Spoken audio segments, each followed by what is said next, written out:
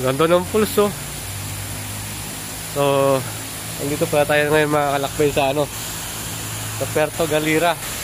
So, tumigil kami dito sa Kalakbay Tersoro para makita ko yung pinaka-pulse. Yun grabe, kamangha-mangha naman ang ganda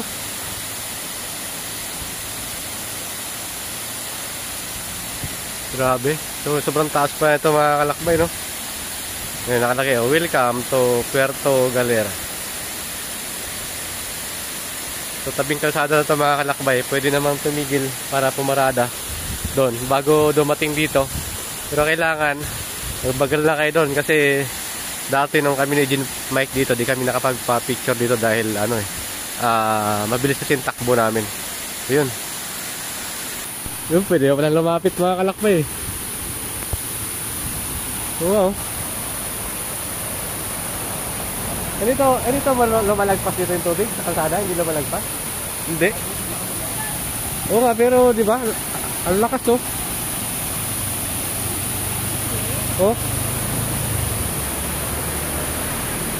Tapos ang taas, siguro kung sobrang ba yung bagsak dito, straight na yan, hindi nadadaan dito sa yung mga bato-bato na yan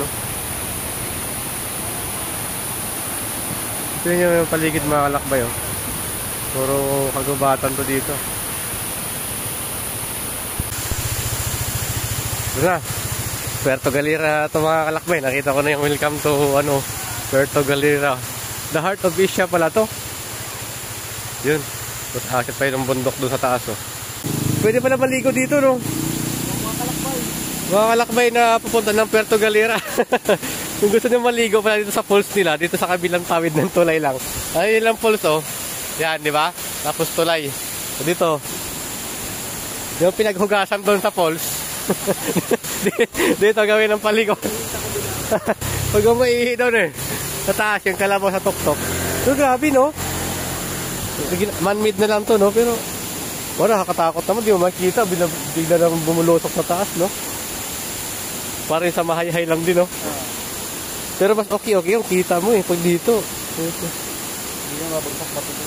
Hindi, yung bulusok ng tubig ba? Tapos ang lalim na wala kayo pa maakyatan bilis ng ban.